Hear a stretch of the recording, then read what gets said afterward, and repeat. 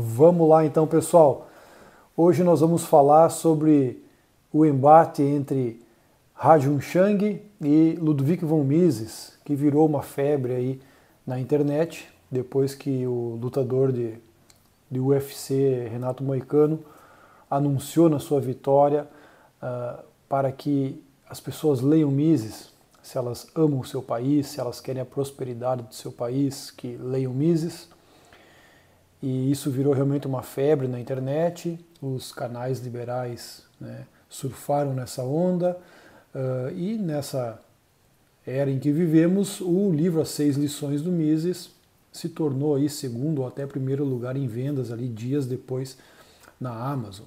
E mesmo na lista dos mais vendidos de não ficção da Veja, saiu em segundo lugar nesta semana. Então, vendo tudo isso acontecer, a primeira coisa que me veio à mente em ter assistido tudo aquilo foi, primeiro de tudo, puxa vida, em que pé chegamos em que eu vou levar em consideração dica de estudo e de leitura para a compreensão do capitalismo advindo de um lutador de UFC. Foi primeiro mal-estar que eu tive assim com aquele momento ali. E eu fiz aí um Reels lá no meu Instagram. Se você não me segue, tem aqui embaixo na descrição o link para acessar lá. É lucasmendes.on. E eu me veio na cabeça imediatamente o livro Chutando a Escada, do Ha-Joon Chang. Esse livro aqui. O Ha-Joon Chang é um economista sul-coreano, professor em Cambridge, autor de vários livros, e ele é de uma linha da pesquisa econômica e voltada ao desenvolvimento econômico das nações. Esse livro, Chutando a Escada, foi publicado em 2002. E eu vejo esse livro como um contraponto espetacular ao livro As 6 Lições do Mises, que nós temos aqui. Aí eu peguei e digo, vou fazer algum comentário, porque, claro, você tem que ler Mises também, tem que ler Mises, tem que ler As 6 Lições, é importante ler. Mas a minha mensagem é, não se limita a apenas ler Mises e achar que ali existe um santo grau da compreensão de como funciona a economia, da compreensão do que é de fato o regime capitalista e como ele funciona. Leia também Ha-Joon Chang, Chutando a Escada. Por que isso? Por que ler Chutando a Escada do Ha-Joon Chang? Porque nesse livro o Ha-Joon Chang vai realmente expor por que os países hoje desenvolvidos e prósperos se tornaram prósperos. Qual foi o conjunto de políticas e de políticas econômicas propriamente ditas que fizeram com que esses países ascendessem ao primeiro patamar de nação avançada, começando pela Inglaterra, depois ele examina os Estados Unidos, em seguida a Alemanha, França, Suíça, Bélgica, Holanda, e constata que desde o século XVII, pegando lá a Inglaterra, os reis ingleses já adotavam políticas pesadas de proteção à indústria nascente na Inglaterra no século XVII, proibindo a importação de tecidos da Holanda ou dos Países Baixos, então na época ali, taxando para que a Inglaterra não consumisse o tecido pronto e também impedindo a exportação de lã bruta, que é a matéria-prima fundamental para a indústria têxtil. Ficando com a lã interna, cooptando trabalhadores especializados na indústria têxtil, espionagem industrial, barreira tarifária à importação de tecidos, barreira tarifária à exportação de lã, um conjunto de chamadas políticas industriais, comerciais e de tecnologia favoreceram a então nascença da indústria têxtil inglesa no século XVII ainda. antes da Revolução Industrial do século XVIII, pelo menos 100 anos antes da Revolução Industrial do século XVIII. Isso na Inglaterra. E a Inglaterra continuou a praticar por muitos e muito tempo o que o Hajun Chang fala dessa política industrial, comercial e de tecnologia,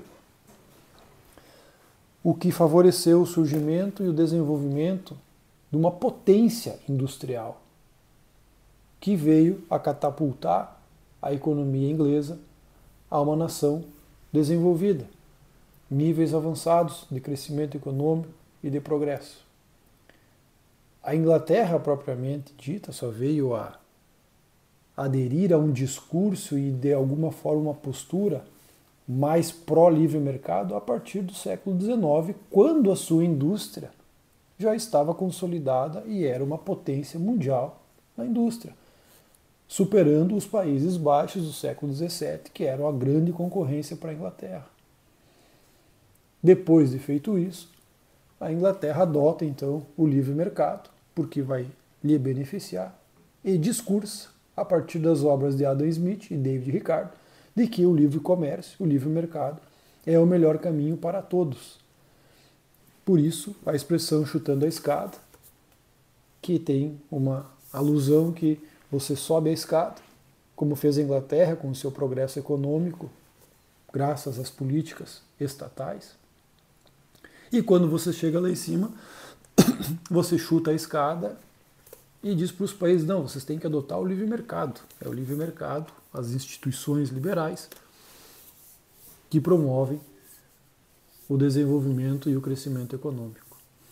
A expressão chutando a escada é retirada, na verdade, do economista alemão Friedrich List, que é conhecido também como um economista nacionalista, que defendeu muito, inspirado no Alexander Hamilton dos Estados Unidos, antes dele, o apoio e o subsídio e proteção à indústria infante como via para a industrialização dos Estados Unidos e dos países em geral, então no século XIX, porque eles olharam como que aconteceu a industrialização e então a emergência do capitalismo justamente naquele país que naquela altura, 1850, 1870, advogava abertamente o liberalismo para todos.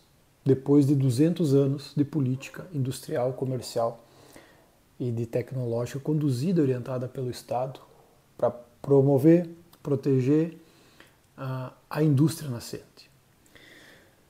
Os Estados Unidos, sabiamente, diz aqui Hajun Chang, não seguiu os conselhos do Adam Smith e do David Ricardo, e seguiu os conselhos do seu maior antagonista, que foi Alexander Hamilton, que rechaçava a perspectiva inglesa, cosmopolita, chamada por ele, e pelo próprio Friedrich List também, e adotou uma política industrial de proteção à indústria infante americana também, desde fins do século XVIII e com bastante força também na primeira metade do século XIX, o que fez os Estados Unidos se industrializar. Os Estados Unidos, no século XIX, foi um dos países com maior tarifa de importação no mundo, assim como a Inglaterra também foi. O país que maior aplicou aí altas taxas de tarifa à importação, justamente para fortalecer a sua indústria nacional. Então esta mostra que o Hajun Chang é a verdadeira história do capitalismo que emerge aí no século XVIII, se desenvolve no século XIX, na Inglaterra e nos Estados Unidos. E ele também vai abordar as economias da Alemanha, da Holanda, da Suíça, da Suécia, da França. E curiosamente é dito que, pela narrativa anglo-americana, ou melhor, inglesa propriamente dita, que a Inglaterra se industrializou e se desenvolveu graças à sua defesa do livre mercado e das instituições liberais, enquanto a França permaneceu estagnada ali no século XIX, porque ela era um país muito dirigista, muito estatista. Aí o Hajun Chang pega aqui os dados, a tabela de proteção a importação e medidas estatais que sinalizariam que a França teria sido muito dirigista, e a gente vê exatamente o contrário. A França tinha instituições liberais e menos restrições alfandegárias do que a Inglaterra ao longo do século XIX inteiro. Então a França tinha um arranjo econômico muito mais liberal do que a Inglaterra teve. E vai se constatar que esse arranjo mais liberal, pronunciadamente mais liberal, é uma das razões que fez com que a França não se industrializasse tão intensamente quanto foi o caso da Inglaterra e quanto foi em seguida o caso dos Estados Unidos. Posteriormente, sim, a França veio a adotar, replicar esse modelo inglês e depois americano de desenvolvimento industrial e capitalista, com política industrial, de proteção, de subsídio, apoio e direção do ambiente de negócios doméstico. Tem uma exceção aqui que o próprio Ha Jun-chang comenta, que é a Suíça. Claro que Suíça também é um micro país. A gente tem que começar a sair da planilha de Excel ou dos nomes das coisas e avaliar o que cada nome representa na realidade. A Suíça é um país que de fato não teve pronunciamento de política industrial, de proteção e tal. Teve alguns movimentos, mas não se equipara à Inglaterra, não se equipara aos Estados Unidos. E todavia a Suíça de fato se tornou um país industrial muito competitivo e avançado. É uma exceção que comprova a regra da importância aí do papel das políticas estatais para a promoção do desenvolvimento econômico capitalista.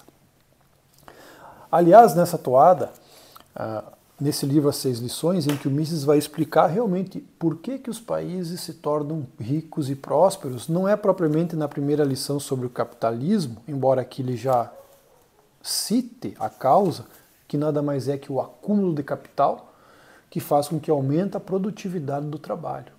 E, portanto, com o aumento da produtividade do trabalho, maiores salários são permitidos pagar aos trabalhadores e maior renda se obtém da atividade econômica e o país prospera. Mas o que faz com que um país tenha maiores investimentos em capital, favorecendo o índice de capital per capita no país? Essa é a grande questão. Então Mises vai responder essa pergunta. Por que os países como a Inglaterra foi o primeiro país a ter um aporte de capital mais alto do que todos os demais países e, portanto, ele se promoveu no capitalismo com crescimento econômico e desenvolvimento? E a resposta para essa questão está no capítulo, na 5ª lição, que se chama investimento externo. Aqui está a grande chave de por que os países se tornam ricos e prósperos, segundo o Mises. E ele vai dizer que é em função do investimento externo. A Inglaterra não teve investimento externo, foi o primeiro país a se tornar capitalismo. Então, a explicação do Mises é que lá havia uma poupança prévia. E essa poupança foi o lastro para que a Inglaterra promovesse investimentos em negócios, fazendo com que surgisse, então, a indústria e o capitalismo. Então, nesse sentido, Mises vai estar de acordo, ou melhor, os próprios economistas desenvolvimentistas vão estar de acordo quando eles dizem que o que define um país, ou o que faz um país ser desenvolvido, é a sua estrutura produtiva intensiva em capital, dito de outro modo, industrialização, sofisticação produtiva. Então, presença de capital é sofisticação produtiva, é industrialização. Então, nesse caso, o Mises poderia ser um primo dos economistas da CEPAL ou desenvolvimentistas que dizem exatamente isso. Um país precisa de investimento em capital, em industrialização, para se promover o seu desenvolvimento econômico. Só que o Mises diz que na Inglaterra foi uma poupança prévia que gerou investimento privado e que daí o país tomou asas e promoveu o seu desenvolvimento. enquanto que ele vai dizer que países como os Estados Unidos e países da Europa continental, então, foram beneficiados por um influxo de capital externo, poupança externa, portanto, que promoveram, então, novos aportes e viabilizaram aportes de capital e que, portanto, aumentaram a produtividade do trabalho e promoveram a industrialização desses países. Ponto final. Então, se você quer entender, segundo o Mises, o que promove a industrialização e o desenvolvimento de um país, portanto, é o investimento externo. Eis a chave misesiana para explicar como que um país se torna desenvolvido. É óbvio que, em que pese o capital externo, o investimento externo, ser um item importante, por vezes crucial, há uma explicação que diga que o capitalismo e o desenvolvimento econômico acontece única e exclusivamente por causa do investimento externo e um ambiente de livre mercado interno é completamente incapaz, insuficiente de explicar a causa do progresso das nações. E o livro do Ha-Joon Chang mostra que esse simplismo em mostrar que a razão do desenvolvimento econômico e da industrialização inglesa, americana e europeia foi o capital externo, o investimento externo, é mostrado pelo Ha-Joon Chang de que é muito mais do que isso. Isso pode ser importante, mas tem um conjunto de política estatal, de política industrial, de proteção à indústria, espionagem industrial, que isto sim, recrutamento de profissionais qualificados de outros países, conduzidos pelo Estado, pela burocracia estatal, por política estatal, que de fato construiu instituições e promoveu a industrialização de verdade. A industrialização e o capitalismo, portanto, vai mostrar Ha-Joon Chang, não é fruto do livre mercado. Nunca foi fruto, exceto em alguma exceção, e podemos dizer, junto com Ha-Joon Chang propriamente dito, o exemplo da Suíça. Esse micro país, pelas suas características, pela sua história, dá para se dizer que se tornou o que se tornou, muito mais em função de um arranjo mais de livre mercado do que de políticas mais intensas de proteção à indústria, de barreira tarifária, de apoio e subsídio, como foi o caso da Inglaterra e dos outros países que ele estuda aqui e mostra os dados. Mas uma exceção não vai fazer a regra geral, pelo contrário, ela comprova a regra da importância do Estado para a promoção do desenvolvimento econômico. Então, realmente me causou muita estranheza, até um mal-estar em ver que é um lutador de UFC que está me indicando livro para entender como funciona o capitalismo, como funciona a economia. O Mises aqui nesse livro As 6 Lições, é um livro interessante, fala, né, a importância do avanço do capitalismo para promover, tirar as pessoas da pobreza, uma série de dados que o capitalismo promoveu na história da humanidade, que realmente é muito interessante. Mas uns pontos de simplismo do Mises aqui não tem como nós deixar passar barato. É impossível. Por exemplo, no primeiro parágrafo da primeira lição, chamada O Capitalismo, que é a primeira lição, ele começa dizendo que certas expressões usadas pelo povo atribuem-se a capitães de indústria e a grandes empresários dos nossos dias epítetos como o rei do chocolate, o rei do algodão ou o rei do automóvel.